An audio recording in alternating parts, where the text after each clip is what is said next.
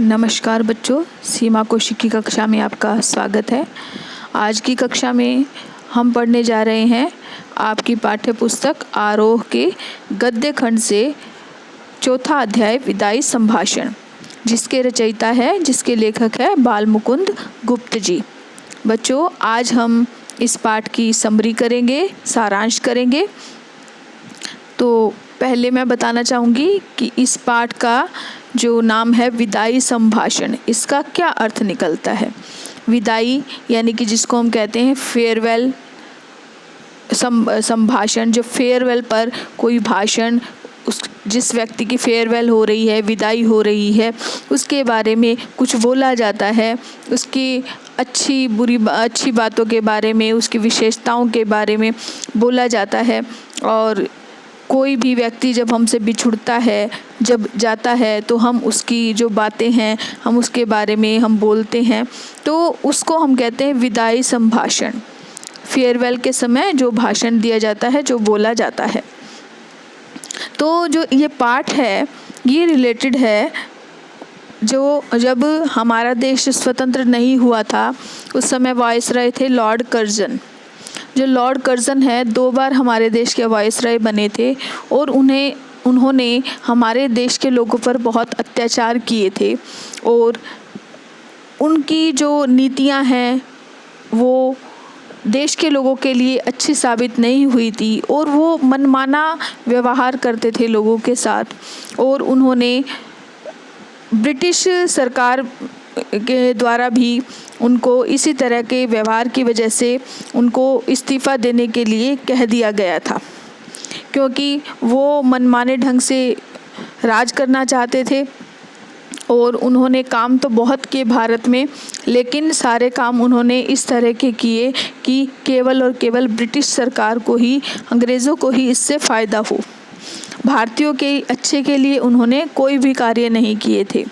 भारतीय ये चाहते थे कि वो चले जाए भारत को छोड़कर, लेकिन हम भारतीयों की संस्कृति रही है, जब भी कोई व्यक्ति जो इतने साल से हमारे देश में रहा है, उसके जाने पर हमें थोड़ा दुख होता है।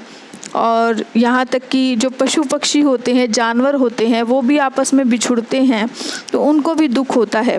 तो इस प्रकार जब लॉर्ड कर्जन इस देश को जा रहे थे छोड़कर, तो लेखक ने भी इस तरह की व्यंग्यपूर्ण रचना के द्वारा इस रचना में ये समझाने की कोशिश की है कि किस तरह भारतीयों की परंपरा है कि कोई जब विदा होता है तो उनको दुख होता है। तो आज लॉर्ड कर्जन भी जा रहे हैं, उनको दुख भी हो रहा है, लेकिन वो ये चाहते भी थे भारतीय कि वो यहाँ से चले जाएं। वो उनको याद दिलाना चाहते हैं लॉर्ड कर्जन को कि तुमने कितने अत्याचार किए भारतीयों पर, लेकिन फिर भी भारतीयों ने हमेशा अपनी जो है सभ्यता और संस्कृति का पालन करते हुए तुम्हारे अत्याचारों को सहन किया।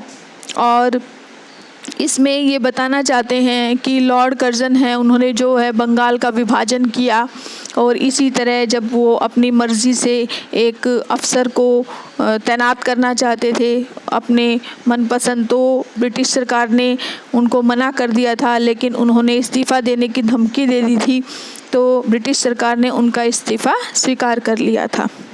तो वो 2 बार हमारे देश में वायसराय के रूप में रहे थे। तो बच्चों, इसका अच्छी प्रकार से सारांश करने से पहले हम लेखक बाल मुकुंद गुप्त जी के बारे में जान लेते हैं। तो बच्चों, बाल मुकुंद गुप्त जी है, उनका जन्म सन 1865 ईस्वी में हरियाणा के रोहतक ज़िले के गुड़ियानी नाम के गांव में हुआ था। और इनके पिता है वो लाला पूरनमल थे और इनकी जो आरंभिक शिक्षा है वो गांव में ही हुई थी, उर्दू भाषा में, और इन्होंने हिंदी भाषा है वो बाद में सीखी थी। इन्होंने पढ़ाई भी कोई बहुत ज़्यादा नहीं की थी, केवल मिडिल कक्षा तक पढ़ाई की थी, लेकिन जो स्वाध्याय है उससे उन्होंने काफ़ी ज्ञान अर्जित किया, यानी स्वयं उनको पढ़ने का शौक़ था, उसी से उनको बहुत ज्ञान हुआ। ये खड़ी बोली और आधुनिक हिंदी साहित्य को स्थापित करने वाले लेखकों में से एक थे। बच्चों, इन्होंने बहुत से अखबारों का भी संपादन किया है उर्दू के 2 पत्रों अखबार-ए-चुनार और कोहिनूर का संपादन किया। बाद में हिंदी के समाचार पत्र हिंदुस्तान, हिंदी बंगवासी, भारत मित्र आदि का संपादन भी किया। और इनका देहावसान बहुत छोटी आयु में यानी कि 42 वर्ष की आयु में 1907 ईस्वी में हो गया था। अब हम इनकी रचनाओं के बारे में पढ़ते हैं कि जो इनकी रचनाएं हैं वो 5 संग्रहों में प्रकाशित हुई है।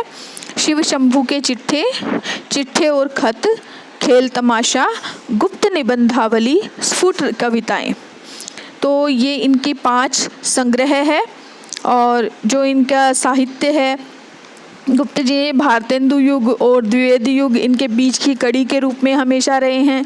राष्ट्रीय नवजागरण के सक्रिय पत्रकार भी रहे हैं, यानी कि वे अपनी कलम के द्वारा ही लोगों को जगाने की कोशिश करते थे, लोगों में अंग्रेज़ों के विरुद्ध जो है आग भड़काने की कोशिश की उन्होंने, ताकि लोग अंग्रेज़ों के विरुद्ध हो और कोई संघर्ष करे अपनी स्वतंत्रता के लिए। ये अपनी कलम के द्वारा व्यंग्यपूर्ण रचनाओं के द्वारा लोगों को जगाते रहते थे। और उस दौर के जो अन्य पत्रकार हैं उनकी तरह उन्होंने साहित्य सृजन में भी सक्रिय रहते थे वो। और पत्रकारिता उनके लिए स्वाधीनता संग्राम का हथियार थी, यानी कि स्वाधीनता संग्राम में वैसे तो वो उन्होंने हथियार नहीं उठाए, कलम ही उनका हथियार थी। यही कारण है कि उनके लेखन में निर्भीकता पूरी तरह से मौजूद थी, बिना डरे वो अपना लेखन करते थे। अब इनकी जो रचनाएं हैं बच्चों, वो व्यंग्य विनोद का पुट भी उसमें दिखाई देता है, यानी कि व्यंग्य के द्वारा अपनी सारी बातें ये कह जाती हैं। इन्होंने बांग्ला और संस्कृत की कुछ रचनाओं के अनुवाद भी किए हैं और वे शब्दों के अद्भुत पारखी थे। यानी कि एक बार क्या हुआ था, अस्थिरता शब्द को लेकर उन्होंने महावीर प्रसाद द्विवेदी जी जैसे बड़े साहित्यकार से लंबी बहस तक कर डाली थी। तो वो बहुत ज्ञानी भी थे, इस बारे में शब्दों का बहुत अच्छा ज्ञान था, बहुत अच्छे पारखी थे। और जितनी भी जो व्यंग्य रचनाएं करते थे उनमें इनका एक मुख्य पात्र होता था शिव शंभू। ये स्वयं अपना नाम लेकर या किसी और तरह से अंग्रेज़ों के विरुद्ध नहीं लिखते थे, उन्होंने एक कैरेक्टर बना लिया था शिव शंभू, और शिव शंभू के नाम से ही उन्होंने सारी जो अपनी जो भी रचनाएं लिखी उसमें इस कैरेक्टर का उन्होंने कैरेक्टर के नाम से ही सारी बातें कहलवाई। यानी कि वो कैरेक्टर जो था व्यंग्यपूर्ण बातों से, इस तरह की बातों से अपनी सारी जो भी उसको कहना होता था वो कह देता था। तो इस प्रकार से, क्योंकि उस समय जो अंग्रेज़ हैं वो उनके विरुद्ध लिखने वालों को जो है बैन कर देते थे या फिर जेल में डाल देते थे, और जो प्रेस है उस पर भी अंग्रेज़ों का ही अधिकार था। तो इसलिए वो अपनी रचनाओं में इस तरह के पात्रों का प्रयोग करते थे। तो बच्चों, इस पाठ के सारांश में मैं बताना चाहूँगी कि जो विदाई संभाषण है वो वायसराय कर्जन, जो कि 1899 से 1904 और 1904 से 1905 तक 2 बार वायसराय रहे थे। यानी कि शुरू में वो 5 साल रहे थे, बाद में वो 1 ही साल रह पाए थे। तो उनके शासन में जो भारतीय स्थितियों हैं उनका खुलासा किया गया है। भारत में जो अत्याचार की स्थिति थी, जो लॉर्ड कर्जन ने बहुत से अत्याचार किए थे, तो उसके बारे में बताया गया है। तो आप देख सकते हैं ये लॉर्ड कर्जन है और इन्होंने भारतीयों पर इतने अत्याचार किए थे जब ये वायसराय रहे थे भारत में। तो ये अध्याय है जो व्यंग्यपूर्ण है और ये इनकी प्रमुख रचना है बालमुकुंद गुप्त जी की शिव शंभू के चिट्ठे, उसका ही एक अंश है। अब जो कर्जन हैं उनके शासनकाल में बहुत से विकास के कार्य किए गए, उन्होंने बहुत से विकास किए, आयोग बनाए, लेकिन सबका उद्देश्य क्या था? गोरों का वर्चस्व स्थापित करना, यानी कि भारत में अंग्रेज़ों का शासन स्थापित करना, और जो देश में संसाधन है उनका अंग्रेज़ों के हित में सर्वोत्तम उपयोग करना। देश में जितने भी साधन हैं, देश का जितने भी रुपया पैसा है, सब कुछ अंग्रेज़ों की भलाई के लिए ही उपयोग करना लॉर्ड कर्जन का उद्देश्य था। और कर्जन ने हर स्तर पर अंग्रेज़ों का वर्चस्व स्थापित करने की पूरी कोशिश की। वे सरकारी निरंकुशता के पक्षधर थे, यानी कि वो तानाशाहों की तरह लोगों पर राज करते थे और प्रेस की स्वतंत्रता पर उन्होंने प्रतिबंध लगा दिया। यानी कि जो भी समाचार पत्र है वो स्वतंत्रता के साथ कुछ भी नहीं लिख सकते थे। इसलिए काउंसिल में जो मनपसंद अंग्रेज सदस्य है उनको नियुक्ति करवाने के मुद्दे पर उन्हें देश विदेश दोनों जगहों पर नीचा देखना पड़ा। यानी कि अपनी मर्जी से वो एक अंग्रेज अफसर की नियुक्ति करवाना चाहते थे और इसके लिए उन्होंने धमकी भी दे डाली थी कि मैं इस्तीफा दे दूंगा अगर मेरे मन मुताबिक कार्य नहीं हुआ। इसके लिए उनको भारत देश में और दूसरी जगह पर भी बहुत अपने ही देश में नीचा देखना पड़ा था और उन्होंने शुद्ध होकर यानी कि गुस्से में आकर इस्तीफा दे दिया और वापस इंग्लैंड चले गए। इसी तरह उन्होंने बंगाल विभाजन भी किया। लोगों के इतना विरोध करने के बाद भारत के लोगों ने बहुत विरोध किया, उनसे प्रार्थना भी की, लेकिन उन्होंने एक न सुनी। अब लेखक ने भारतीयों की बेबसी, दुख और लाचारी को व्यंग्यात्मक ढंग से लॉर्ड कर्जन की लाचारी से जोड़ने की कोशिश की है।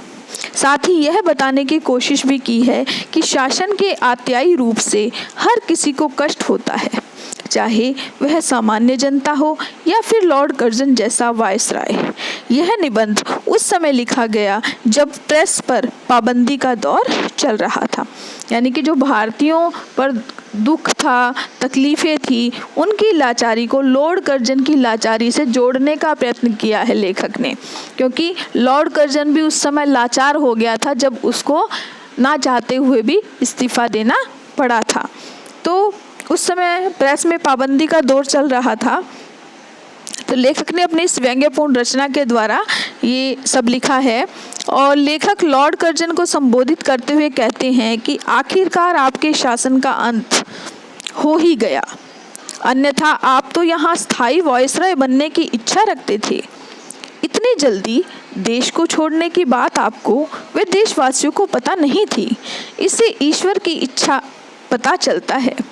आपके दूसरी बार आने पर भारतवासी प्रसन्न नहीं थे, वे आपके जाने की प्रतीक्षा कर रहे थे।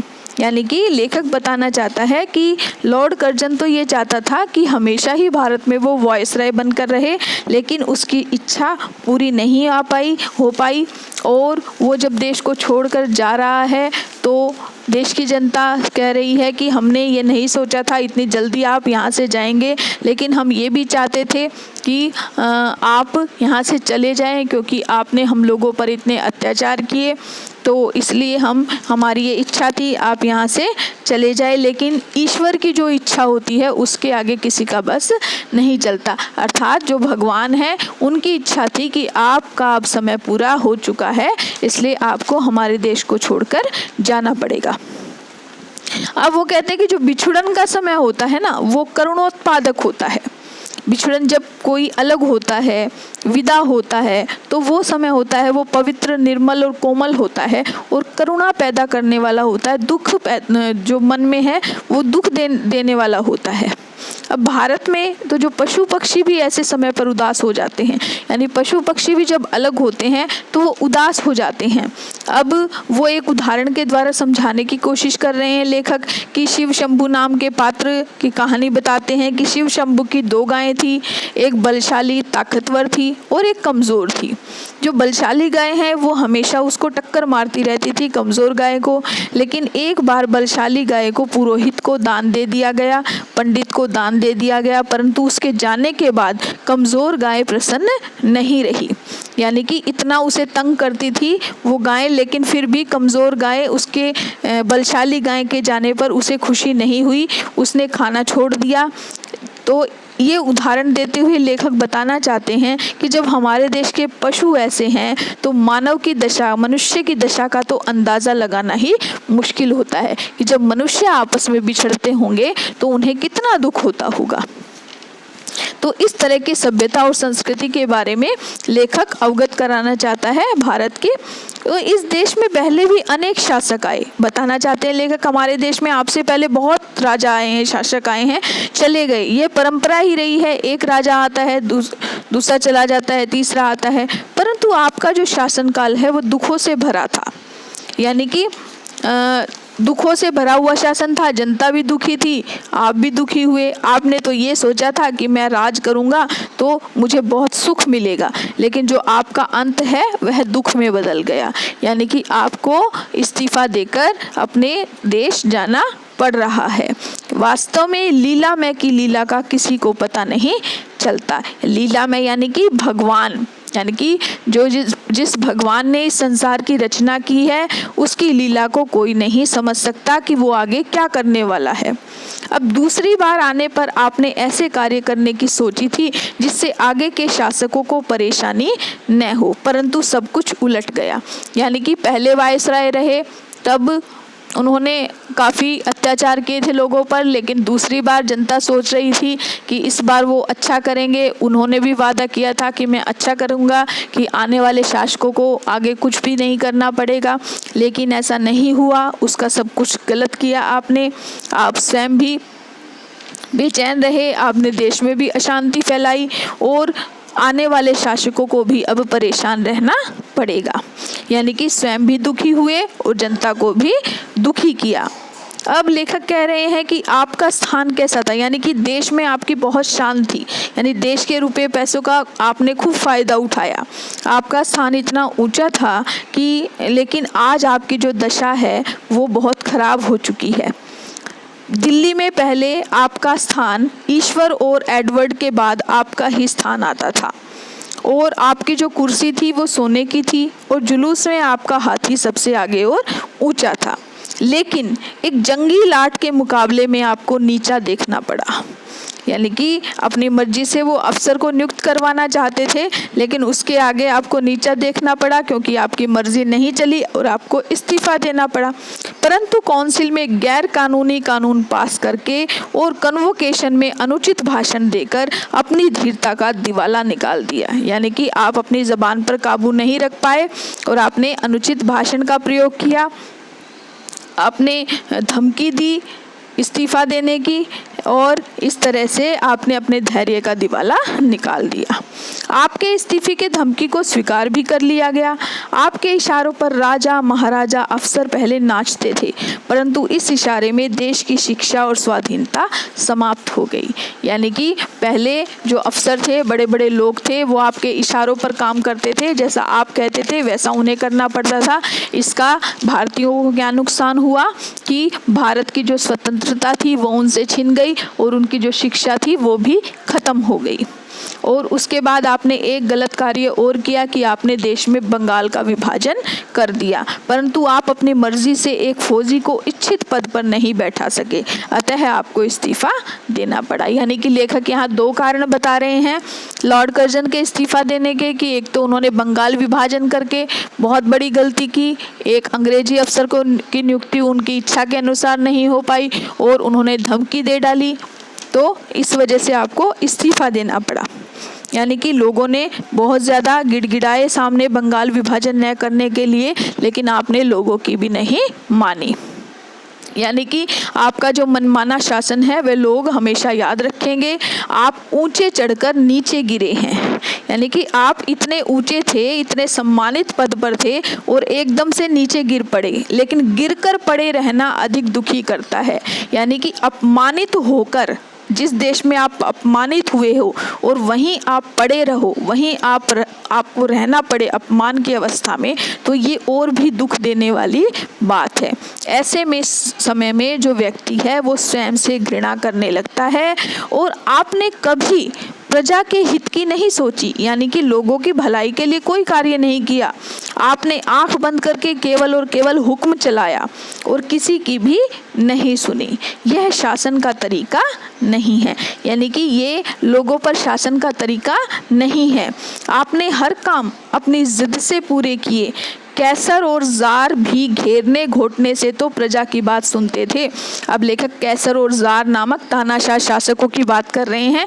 तानाशाह शासक हुए ये भी कहते हैं कि ये तानाशाह होते हुए भी जब जनता उनको कोई बात कहती थी तो जनता की कभी तो वो बात सुन लेते थे, लेकिन आपसे तो वो भी नहीं हुआ।